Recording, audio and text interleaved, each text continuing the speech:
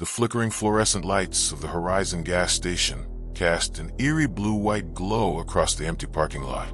This was my third night working the graveyard shift, midnight to 8 a.m., and already I regretted taking this job. The pay was decent, better than most places in our small town would offer, but there was something profoundly unsettling about being the only soul awake for miles around, surrounded by endless darkness, with nothing but the distant hum of the interstate as company. Tonight felt different from the moment I arrived. The usual ambient hum of the refrigeration units seemed to carry an undertone, something almost like a whisper buried beneath the mechanical drone. I dismissed it as lack of sleep playing tricks on my mind. The coffee in my thermos had grown cold too quickly, leaving a bitter taste on my tongue that perfectly matched my mood. I'd been hired after the previous night attendant quit without notice. The manager hadn't elaborated, only mentioning that some people aren't cut out for nights. I never should have ignored the way his eyes skittered away when he said it, the way his fingers trembled slightly as he handed me the keys. The store itself was unremarkable: 12 aisles of packaged food, automotive supplies, and various sundries. During the day, it was brightly lit and innocuous, but at night, the shadows between the shelves seemed deeper, as if they concealed spaces that didn't exist in daylight. More than once, I'd caught movement from the corner of my eye, only to find nothing when I turned to look. At 2:13 a.m., the electricity flickered momentarily, just long enough for the darkness to rush in before the lights sputtered back to life. I told myself it was just a power surge, common enough in rural areas like this. Still, my heart hammered against my ribs as I checked that the security system was still active. The cameras showed nothing unusual: empty pumps, vacant parking spaces, the desolate stretch of highway extending into blackness in both directions. I released a breath I hadn't realized I was holding and returned to my worn paperback, though the words seemed to blur together on the page. 3:27 a.m. That's when I first noticed the car. A faded blue sedan, probably from the early 90s, pulled up to pump number 4, but remained idling with its lights off.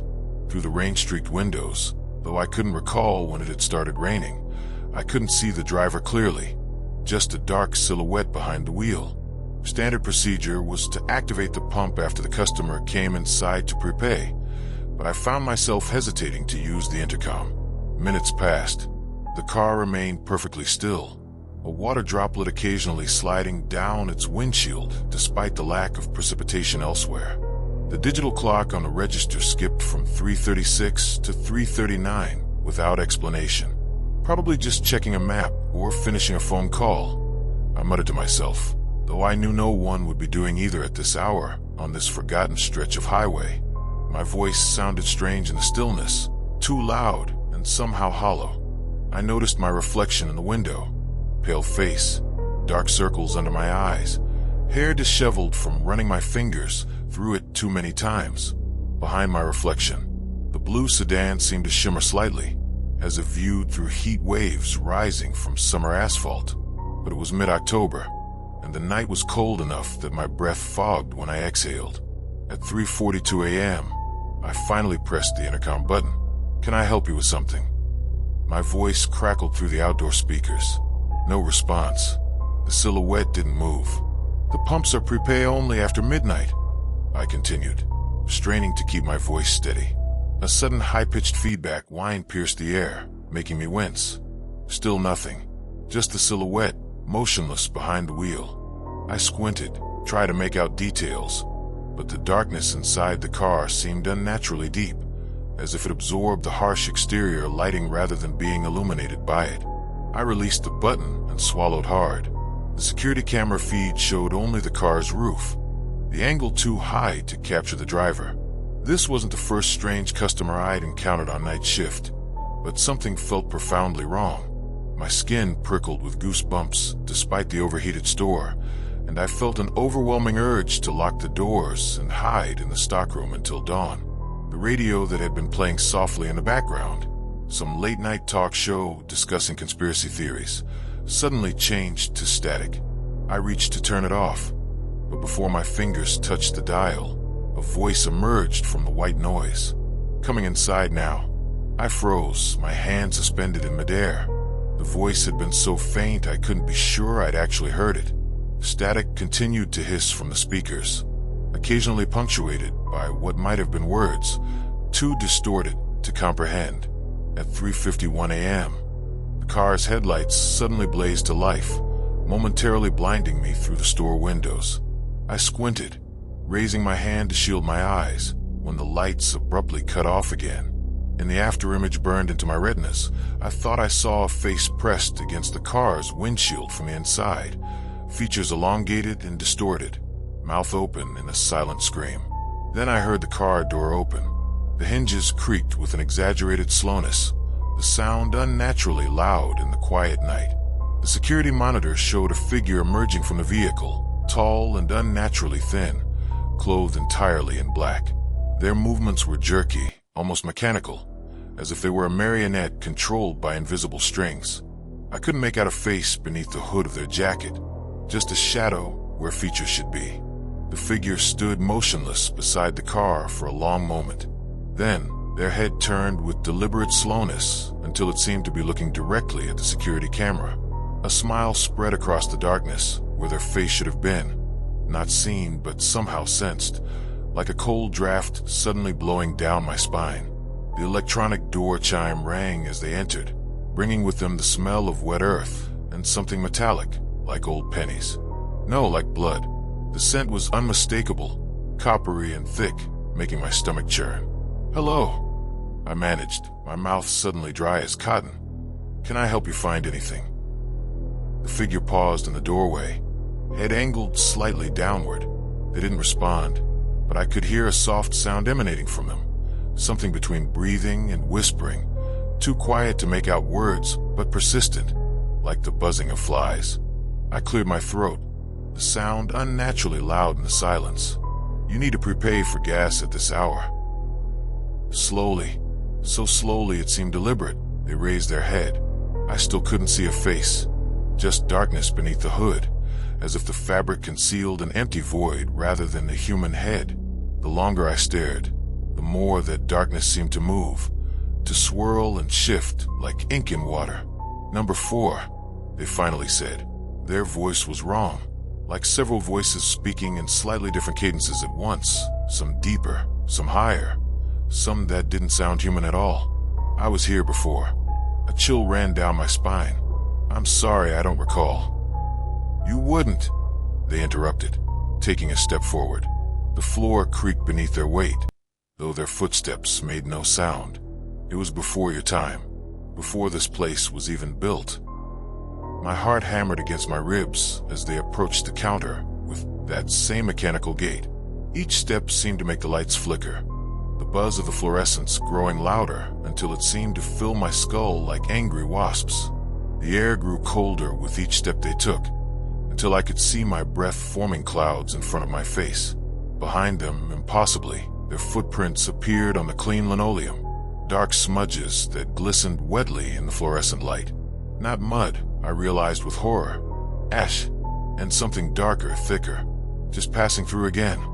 They continued, their multi-layered voice reverberating in my chest like a bass speaker turned too high. Always passing through, never stopping for long, except that one time. I didn't want to ask. I really didn't. But my mouth moved of its own accord, the words forming themselves without my permission. What happened that one time? The hooded figure tilted their head at an angle that seemed to defy anatomy, and for just a moment, I caught a glimpse of what lay beneath. Not darkness, but a face too pale, too gaunt, with eyes that reflected the fluorescent lights like an animal's. The skin seemed stretched too tight over the bones, cracked in places like old porcelain, with something dark moving beneath the fissures. "I died here," they said simply. Then, leaning forward slightly, they added, "We all did." The security camera behind me beeped, motion detected outside. I glanced at the monitor reflexively and felt my blood turn to ice. The blue sedan was gone. In its place stood 5 identical figures, all wearing the same black clothing, all with their faces concealed, all perfectly still and facing the store. The timestamp on the footage read 3:27 a.m., though the clock on the wall now showed 4:05. When I looked back, The figure at the counter was gone.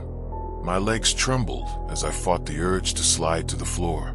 The chill in the air had intensified, my breath now forming thick clouds that didn't dissipate, but hung suspended before me like miniature ghosts. "Just a hallucination," I whispered desperately. "Sleep deprivation. That's all." As if in response, a soft laugh echoed from the back of the store, from the area where we kept the cleaning supplies. It was followed by another laugh, this one from the refrigerated section, then another from near the door. Each laugh had that same quality, multiple voices layered together, some too deep, some too high, none of them right. The lights flickered violently then, plunging the store into darkness for several seconds before sputtering back to life. The sudden silence told me the refrigeration units had stopped running. In the stillness, I could hear a new sound, a soft, rhythmic tapping coming from all around me, like fingers drumming on glass, like flames crackling. The phone rang, making me jump and yelp. The shrill sound cut through the silence like a knife, insistent and somehow accusatory. I hesitated before answering, my hand hovering over the receiver as it continued to ring. On the fifth ring, I finally picked it up. "Horizon Gas, how can I help you?" My voice trembled audibly. Static crackled on the line. Then that same multi-layered voice spoke, somehow both distant and intimately close, as if the speaker's lips were pressed against my ear. "Do you know what happened here? 43 years ago." I slammed the phone down, my breathing rapid and shallow. The security monitor showed the figures outside were gone, but now there was someone at Pump 7, and Pump 2, and Pump 5. Black-clothed figures at every pump, all facing the store. As I watched, they each raised a hand in perfect unison, pointing toward me. The door chime rang again. Against every instinct, I turned to look. No one was there, yet the door was wide open, swinging gently in a breeze I couldn't feel. Beyond it, I could see the figures beginning to move toward the store in perfect unison, their movements jerky and disjointed, like stop-motion animation played at the wrong speed. I fumbled for my cell phone, but there was no signal. Of course there wasn't. The screen displayed the same message regardless of what button I pressed. "Come outside." The landline emitted only static when I tried it again, but beneath the white noise, I could hear voices chanting something repetitive, something that sounded like my name. The figures were halfway to the door now. I could see their faces, or rather, the absence of faces, just smooth, featureless skin where eyes, nose, and mouth should be. Yet somehow, I could feel them staring at me, their hunger palpable even through the glass. With shaking hands, I pulled the emergency alarm. No sound came. The silent alarm was my last hope. It would alert the police automatically. But as I pressed the button, the security monitor suddenly changed to show the police station. It was empty. Blood smeared the walls, and in the center of the room, a blue sedan was somehow parked, its engine running, exhaust filling the room like fog. 3:58 a.m. The lights flickered one last time before dying completely. In the darkness, I could hear the door chime ring again and again as they entered, could feel the temperature plummet until my fingers grew numb. The smell of gasoline suddenly pervaded the air, strong enough to make my eyes water. "There was an accident," came that terrible voice, now seeming to originate from everywhere at once. A spark, gasoline vapors, 6 people trapped inside. They said it was the night attendant's fault, that I fell asleep smoking. I backed away until I hit the wall. My fingers found the smooth metal of the emergency exit bar. I pushed, but it didn't move. I pushed harder, throwing my shoulder against it, but it was like trying to move a mountain. "I've waited so long to tell someone the truth." The voice continued, closer now. I didn't fall asleep. I was murdered. They covered it up. Something cold brushed against my cheek. Not a hand, too insubstantial for that. More like smoke, but smoke that could somehow touch, could somehow think and hate. Now I need someone to take my place. I shoved against the emergency exit with all my strength, but it didn't budge. The cold touch became a grip on my wrist, impossibly strong. More touched followed, on my shoulders, my neck, my face. Each one colder than the last. each one burning like frostbite. The night shift never ends for some of us. The security monitor suddenly blazed to life, showing the store interior from the ceiling camera. I could see myself pressed against the exit door, but I wasn't alone. There were dozens of them surrounding me, their hoods now lowered to reveal gaunt, identical faces, all with my features. My face, repeated over and over, in various stages of decay. Some freshly dead, some blackened and charred, some little more than skulls with strips of flesh still clinging to bone. As I screamed, the timestamp in the corner of the monitor changed. 3:27 a.m., then 3:27 a.m. again. And again, the smell of gasoline grew stronger. One of the figures, the one wearing my face, with burns covering half its features, struck a match. The flame reflected in its eyes that were somehow still mine. "Your turn," it whispered, and dropped the match. The world exploded into fire and agony. I've been here for 43 years now. Different faces come and go behind the counter. I watch them from pump number 4, waiting for the right one. Someone who can see us. Someone who can take my place. The fire never stops burning, not really. We carry it within us, like a pilot light that cannot be extinguished. Tonight, I think that might be you. I see you reading this, the light from your screen illuminating your face in the darkness. Can you smell gasoline? Can you feel the temperature dropping? Have you noticed the blue sedan that wasn't parked outside your window before? Look outside. Is there a blue sedan at pump number 4? Are there shadows moving toward your door that shouldn't be there? I'm on my way in. We all are. And the night shift never, ever ends. Dear listener, thank you for staying with me until the end of this story.